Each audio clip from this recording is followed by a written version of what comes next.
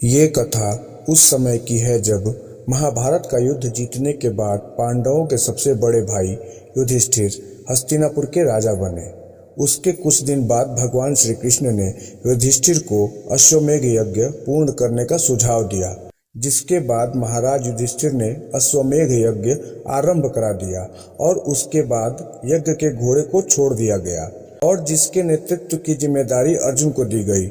छोड़ने के बाद वह घोड़ा जहां जहां जाता, अर्जुन अपनी पूरी सेना समेत उसके पीछे पीछे पहुंच जाते। यज्ञ का घोड़ा जिस भी राज्य से गुजरता, तब कई राज्य के राजा तो बिना युद्ध किए ही अर्जुन के सामने अपने घुटने टेक देते थे और बिना युद्ध किए ही हस्तिनापुर के स्वामित्व को स्वीकार कर लेते, और जो राजा ऐसा नहीं करता उसे अर्जुन युद्ध में हराकर हस्तिनापुर का स्वामित्व स्वीकार करा देते। तभी एक बार यज्ञ का घोड़ा विचरण करते हुए एक दिन मणिपुर नाम के राज्य में पहुंच गया, जहां के राजा का नाम बभ्रुवाहन था। वह खुद अर्जुन और चित्रांगदा का पुत्र था। बभ्रुवाहन को जब यह पता चला कि उसके पिता अर्जुन स्वयं उसके राज्य में आए हैं, तब वह उनका स्वागत करने के लिए खुद अर्जुन के पास पहुंच गया। जैसे ही उसने अपने पिता अर्जुन के सामने स्वागत के लिए आया, अर्जुन ने उसे वहीं रोक दिया और बभ्रुवाहन से बोले, मैं इस समय तुम्हारा पिता नहीं हूँ।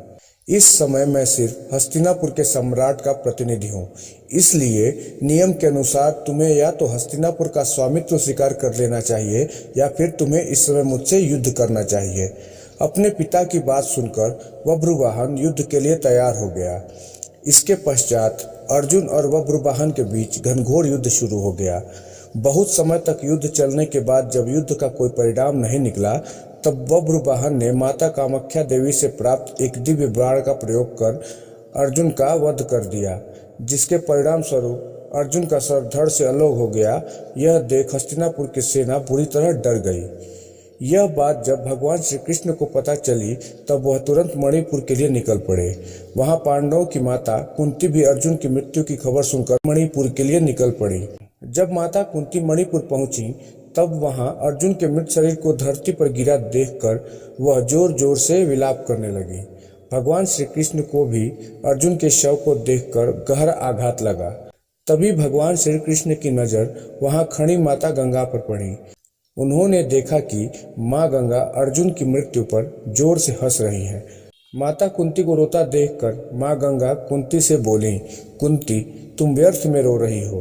अर्जुन को उसी के कर्मों का फल मिला है। मेरा पुत्र भीष्म, जिसे अर्जुन सबसे ज्यादा प्रिय था और वह अर्जुन को सबसे ज्यादा स्नेह कर रहा था, फिर भी उसने शिखंडी का आड़ लेकर मेरे पुत्र भीष्म का वध कर दिया।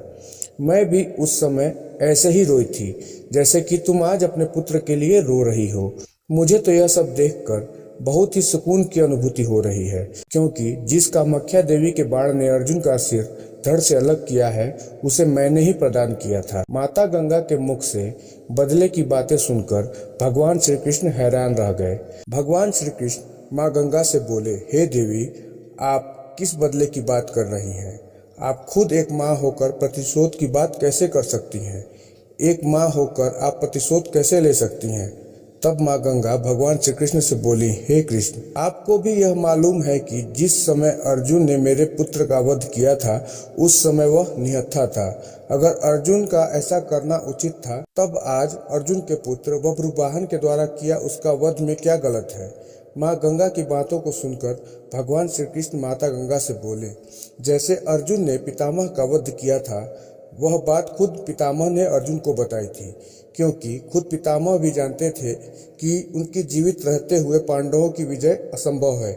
इसलिए उन्होंने खुद युद्ध से हटने का मार्ग अर्जुन को बता दिया था।